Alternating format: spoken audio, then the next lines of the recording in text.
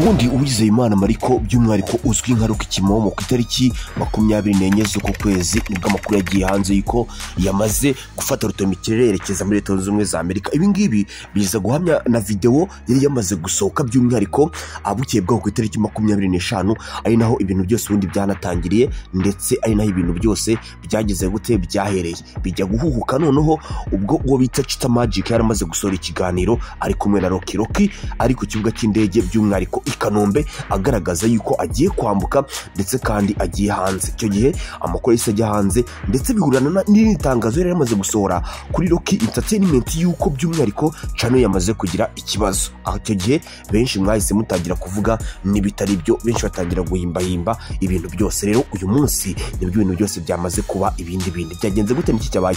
Banzura ino video witonze nze ngaruke mu kanya. Ariko mbere gato yuko tureba iyo video nyine ntabwo turayireba, ntabwo ari ingi muri kubonamo hano gusa mbere ko gato tuyirebe kamanze nkwibutse ko ikintu kimwe cy'ingenzi uyibuke ubanze kandi subscribe kugira ngo uze kuzakurikirana witonze akantu ku kandi. Nge banyita Mr K, iyi bayita Mr K Empire TV. Uretse gato noneho ubanze wumve abantu benshi bose basoye basaze ku mbuga nkoranyambaga batiro kugomba kudusubiza amafaranga yacu nta mikino. Nyakubahwa Rocky rwose dutewe ishema no kuba wagiye hanze, turanabyubaha rwose. Ni nabyiza nk'umunyarwanda wundi ubashije gutera intambwe yo kujya hanze. We are proud of you kabisa. Ariko se amafaranga y'icyuzi yacu twakobokeye tukayaguhereza tukayishyuramo agasobanuye kuri website yawe, ukwezi kukaba gushize none ugiye udasoje gusobanurira iriya filime Beauty in Black. Rocky wairangije warangiza ukagenda kandi amafaranga ari ay'icyuzi twayakobokeye ukagenda ukayasindira ukinkoramo imitsingi, none uragiye utanayirangije. Kuko twayakobokeye wadusubije amafaranga y'icyuzi yacu ukagenda ukajya enjoying, ariko wadusigiye amafaranga y'icyuzi yacu twayishyuye ukwezi, none uku kwezi kugiye gushira Beauty in Black itarangiye kandi ariyo twishyuriye, none wigiriye kuyasindira imitsingi muri Amerika. Wagarutse ugatusubiza amafaranga y'icyuzi cyacu warangiza ukigendera. Rocky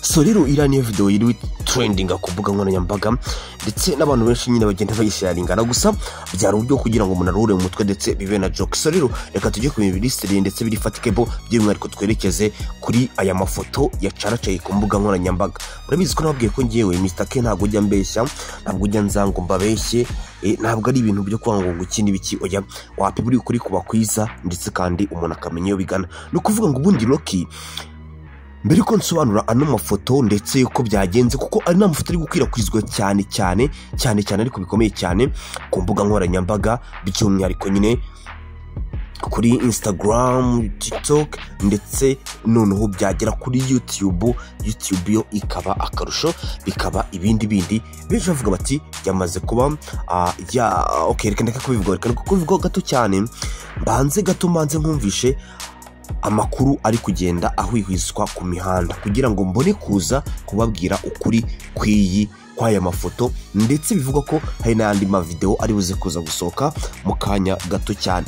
Uri bukase nakubwiye ni nge banyita Mr K, ingi bayita Mr K Empire TV. So rero reba ko amaze ko subscribe nyamuneka kugira ngo ibintu bikomeze bigende neza cyane, ubundi ibintu bikomeze bibe ubutamu. So rero reka munyemerere mbanze mbumvishe aya majwi ya Dumba wumve ibyo ari gusobanura. Mu nyuma ndaza tujya ku majwi ya Muchoma, noneho mu nyuma nze mfata umwanzuro mbabwire ibyabaye ndetse nuko byose byagenze. Ese abakunda Rocky birarangira gute? Ese abamwimariyemo birarangira bite? Ese hazakorwa iki? So rero reka tugende duhereye ku majwi ya Dumba. Wibuke katuvuge Rocky simbizi neza, ariko katuvuge Rocky afite umwana, arashaka ko umwana wazamusanga. Rocky arashaka kurongora. Ibi it's imaginary simbizi. Ntabwo urashaka kuvoyaja, urashaka kwiga. Ntabwo ubu ushobora gukorera amafaranga ukiga, ariko wibuke ko amashuri yo muri United States ntabwo ari amashuri ngo ugenda ngo ni 100,000 ngo ni 200,000 cyangwa miliyoni imwe. Kugira ngo wige urangiza amashuri yo muri United States ushobora gusanga bitewe n'ibyo ushaka kwiga ushobora gusanga warishyuye ibihumbi $100 by'amadolari mu myaka 3. ariko iyo ufite impapuro ukaba uza kwiga wishura ibihumbi nka 20 by'amadolari. So you can see the difference y'umuntu ufite impapuro n'umuntu udafite impapuro. Ibihumbi 20 wiga amashuri yawe arangire, ubundi wishura ibihumbi 100 kugira ngo yiga amashuri. So Rocky na urumva nabo katuvuge ashatse kwiga, ntabwo yaba agiye kwiga muri United States. Urumva ntabwo ashobora kwiga. Katuvuge ashaka gukora ubukwe, ushobora gukora ubukwe ariko bimwe byo guhobagiza bagufunga aho ngaho, ukazajya uba n'umugore kwita impunzi agufata nabi. So rero ikintu cyambere kigoye muri United States, cyambere ni impapuro zo muri United States, ni impapuro zo muri Amerika. Kuba ushobora kugira ID, ukaba ushobora kubona akazi keza, ukaba ushobora kwivuza ahantu heza, ukaba ushobora kuvoyaja ngo ugende mu gindi gihugu, ibyo bintu byakugora. Ubu ndimo ndigisha buri muntu wese yabonye visa yo muri Amerika arimo aratekereza kugenda kuba muri Amerika. Ushobora kuba y'imyaka 20, ndagusubiriramo, ushobora kuba muri Amerika imyaka 20, 30 utarabona impapuro zawe. So iyo pati ndabiza kakanuro ibi bibororo karaza kubyumva. Iyo pati abo baniga ushobora kuvugana nabo barayikubwiye kozi yo kuri Dumba n'iyingenzi. Bakubwiye ibintu by'impapuro bigenda gute, impapuro uzibona gute, uzashobora kujya ku ishuri gute, uzashobora kubona akazi kweza gute, uzashobora kurongora gute, uzashobora gusubira mu Rwanda iwanyu gute warangije kwideklara nk'impunzi, uzashobora. Ibyo barabikubwiye. Impapuro zo muri Amerika on the average hacyaho igihe kingana iki kugira ngo baziguhe. Rocky n'abanyarwanda mwese bafite visa zo muri Amerika, reka mbagira inama, nimuze muri Canada. Muri Canada mu myaka 2 baba barangije kukubwira ko impapuro baziguha cyangwa bataza kuziguha, ugahitamo kujya ahandi cyangwa ukisubira iwanyu cyangwa ukabaho ubizi ko bazikwima. Muri Amerika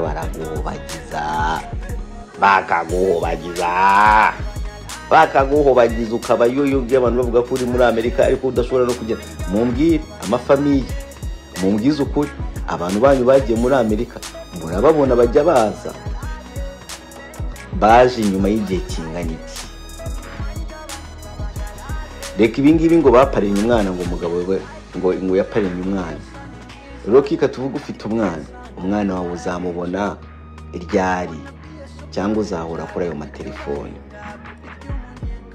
Think about it. Jeduma nuko mvuga.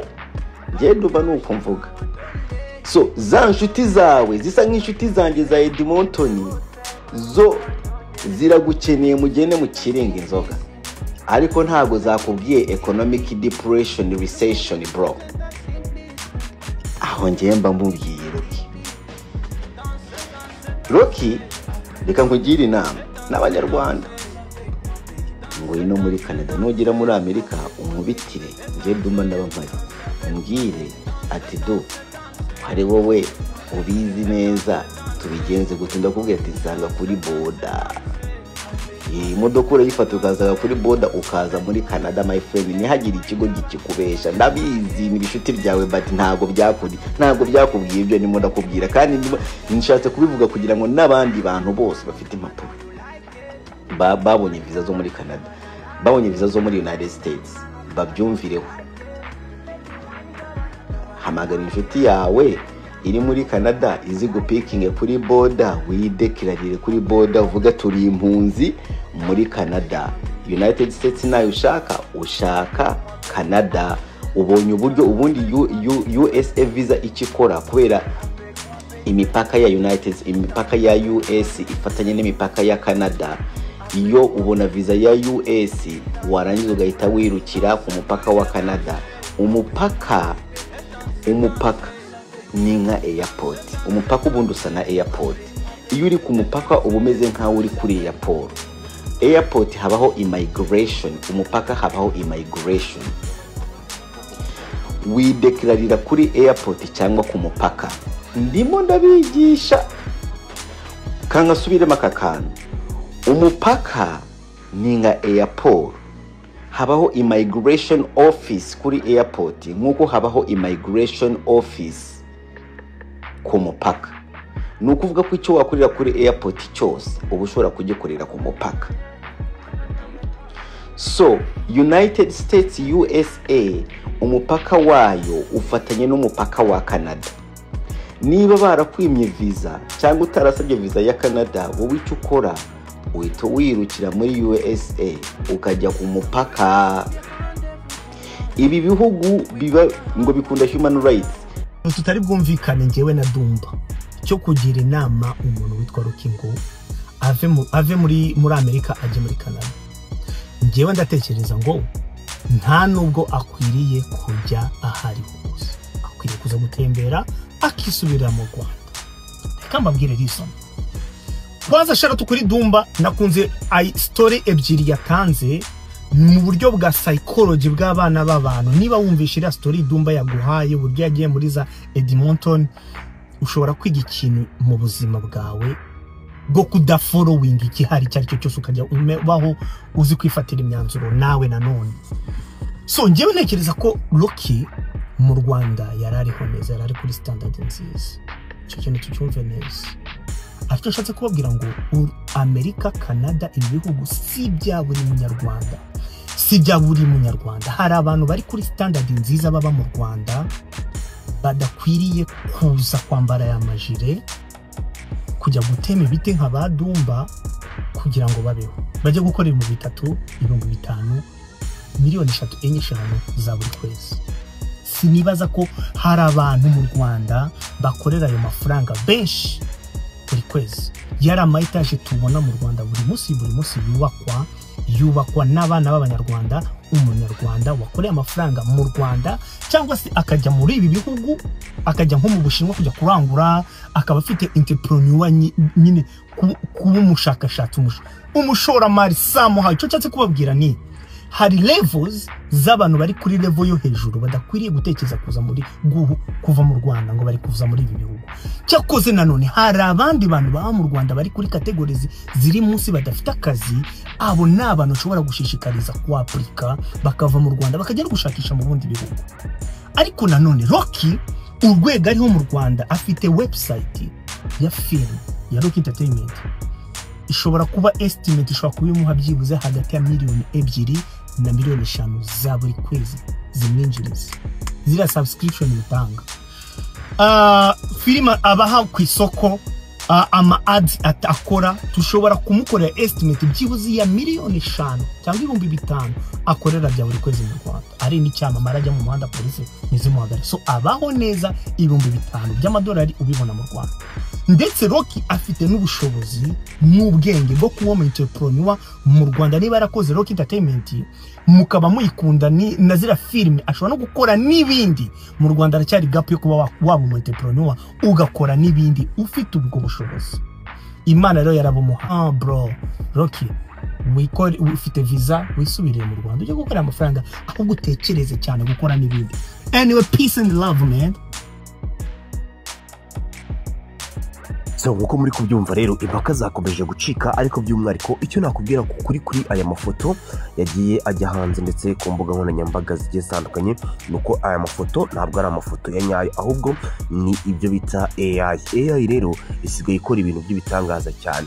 Uyu ntabwo ari Rocky. So rero nibyo nagerageje gusacinga, ndetse kandi hagize inkuru cyangwa se hagize iginduka n'ubundi abantu bose batawimenya, ntabwo byaba bikiri ibanga. So rero kabwire ko njye banyita Mr. Ken, nihitiraga nivugiraga ibiri kuri iyi mihanda. So rero reba ko amaze ukana subscribe kugira ngo nihagira ibihinduka cyangwa se ikindi kintu cy'ingenzi tube twagira gute tube twakiganiraho ibintu bikomeze bigende neza cyane. Ndabemera cyane, Imana y'imigisha n'amahoro igikomeza ibane namwe, ibahe amafaranga, ubuzima n'ibindi byose mwifuza. So uherereye ngewe agira ngo mujye muri comment nyine mutubwiraho muba mugiye munaherereye kugira ngo dukomeze tuganire dukomeza no kumenyana. Ese hari n'abantu benshi bambwiye bati se waza dukoreye group ya WhatsApp, ese muri tari muri group ya WhatsApp cyangwa nyuma muri tari mubwire muri comment, ubundi ibyo bintu tubikora direct ako kanya. So rero reka mbareke mukomeze mugire ibihe byiza ndetse kandi dukomeze twiyumvire uburyo n'ubutamu by'umwariko by'aya makuru aba agenda acicikana agezweho ku mbuga nkoranyambaga ndetse kandi n'ibigenda bivugwa nyine nk'uko nakomeje kugenda mbibabwira byose. So rero reka by'umwihariko dukomeze twenjoyinge by'umwihariko n'izi nkuru ziba zigiye zigezweho. Mugire ibihe byiza, Imana ikomeze ibandindire ndetse kandi Imana ibandebere icyoroshye. Ciao ciao, hasta a la vista, Imana ibane nawe.